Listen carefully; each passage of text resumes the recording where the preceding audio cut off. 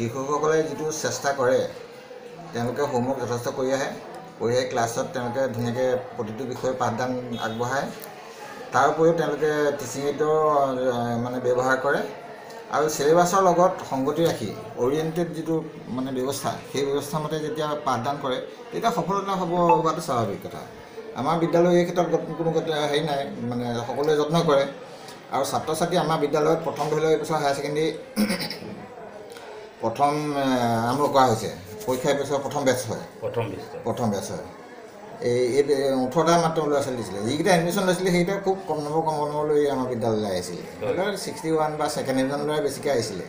তথাপি আমাৰ এই ভিতৰতে আমাৰ 7টা আমাৰ হেৰি কৈছে ফাৰ্ষ্ট ডিভিজন হৈছে আৰু তাৰ ভিতৰতে 4টাই ষ্টাৰ মাৰ্ক পাইছে আৰু 100% উত্তীৰ্ণ হৈছে এই বিদ্যালয়খনে ইতিমধ্যে জানিব পৰা গৈছে যে চৰকাৰীভাৱে অনুমোদন পাইছে ইয়াৰ আপোনালোকে এটা বিজ্ঞান শাখা খোলাৰ এটা যোজাৰ কৰিছে এই সম্পৰ্কত কি ক'ব আপুনি এইটো আমি শেহতীয়াকৈ ৰিজাল্ট দিয়াৰ পিছত আমি চৰকাৰৰ পৰা অনুৰোধটো পাইছোঁ এইখন আমাৰ ডিৰেক্টৰ মানে দৰ্পণ চেনেলটো খুলিব লাগে নহয় দৰ্পণ চেনেলত এডমিশ্যন ল'বলৈ পাৰ্মিশ্যন ল'ব লাগিব মানে ল'ৰাৰ চিটৰ সংখ্যা ওপৰত তেওঁলোকে পাৰ্মিশ্যন এটা দিয়ে তাৰ কাৰণে আমি আবেদন কৰিছিলোঁ আৰু ডিৰেক্টৰ অফ ছেকেণ্ডেৰী এডুকেশ্যনৰ পৰা অনুমতি অলপ ইতিমধ্যে পোৱা হ'ল পাৰ্মিশ্যনৰ কাৰণে আৰু ছেকেণ্ডৰ কাৰণে এডমিশ্যনৰ কাৰণেও আমি পাৰ্মিশ্যন অলপ বিচাৰিব লাগিব আৰু এতিয়া আমাৰ কলা শাখাৰ লগতে বিজ্ঞান শাখাৰ কাৰণেও আমাৰ হায়াৰ ছেকেণ্ডেৰী এডুকেশ্যন কাউন্সিলে আমাক পাৰ্মিশ্যন দিছে গতিকে আমি এতিয়া আমাৰ বিদ্যালয়ত হায়াৰ ছেকেণ্ডেৰী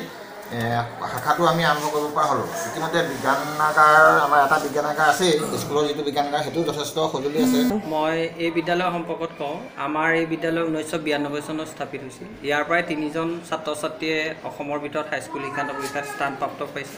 আৰু বহুত ছাত্ৰ ছাত্ৰী ইয়াৰ পৰা অধ্যয়ন কৰি ওলাই গৈছে তেওঁলোকে বহুতো SCS ভাল পদবীলৈ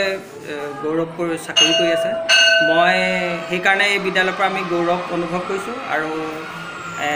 অসম চৰকাৰে যেতিয়া NPS লগাইছে NPSৰ লগত এতিয়া হায়াৰ ছেকেণ্ডেৰী হ'ব লাগিব 9, 10, 11, 12 আমাৰ এইবছৰ 12ৰ প্ৰথম বৰ্ষত কলা শাখাত আমাৰ 18জন ছাত্ৰ ছাত্ৰীয়ে তাৰে 4জনে ষ্টাৰ মাৰ্ক পাই আমাৰ বিদ্যালয়লৈ গৌৰৱ কৰি আনিছে লগতে আমি অসম হায়াৰ ছেকেণ্ডেৰী কাউন্সিলৰ পৰা আমি কলা আৰু বিজ্ঞান শাখাৰ পাৰ্মিশ্যন পাইছোঁ আৰু এই বছৰ আমি বিজ্ঞান শাখা আৰম্ভ কৰিবলৈ আৰম্ভ কৰিছোঁ তেনেকৈ আমাৰ বিদ্যালয় পৰিচালনাবিদে বিভিন্ন ধৰণৰ লেবৰেটৰী চেবৰেটৰী বনোৱা শ্ৰেণীকোঠা বনাই সুবিধা কৰি দিছে মই ৰাইজৰ প্ৰতি মই এইটোৱে মানে এটা অনুৰোধ যে আমাৰ এটাই উদ্দেশ্য যে আমাৰ গ্ৰাম্য অঞ্চলত যিবিলাক দৰিদ্ৰ সীমাৰেখা তলৰ ছাত্ৰ ছাত্ৰী আছে তেওঁলোকে ধৰক বাহিৰলৈ গৈ অধ্যয়ন কৰিব নোৱাৰে আমি কম মূল্যত আমি ভাল শিক্ষাদান প্ৰদান কৰি আমি যাতে ছাত্ৰ ছাত্ৰীক এজন ভাল সুনাগৰিক হিচাপে গঢ়িব পাৰোঁ বিশেষকৈ আমাৰ উদ্দেশ্য সেইটোৱে যে আমাৰ বিদ্যালয়খন খুব কম মাচুল লৈ শিক্ষাদান কৰা এতিয়া দেখা পায় বহুত কলা শাখাত বিজ্ঞান শাখাত দিছোঁ বহুত ভাল বিদ্যালয় আছে আশে পাশে সেইবিলাকৰ মাহেকীয়া ফিজ এডমিশ্যন ফিজ বহুত বেছি কিন্তু তাৰ তুলনাত আমাৰ ইয়াত বহুত কম আমি আশা কৰিছোঁ ৰাইজৰ পৰা এইটোৱে আশা কৰিছোঁ যে তেওঁলোকৰ যিবিলাক ছাত্ৰ ছাত্ৰী সেই ছাত্ৰ ছাত্ৰী আমাৰ বিদ্যালয়ৰ নামভৰ্তিৰ কাৰণে পঠিয়াওক আমি কম মূল্য মানে কম মাহেকীয়া মাচুল লৈ তেওঁলোকক আমি উন্নত শিক্ষাদান দি এজন সুনাগৰিক হিচাপে গঢ়িব পাৰোঁ তাৰে আশা কৰিছোঁ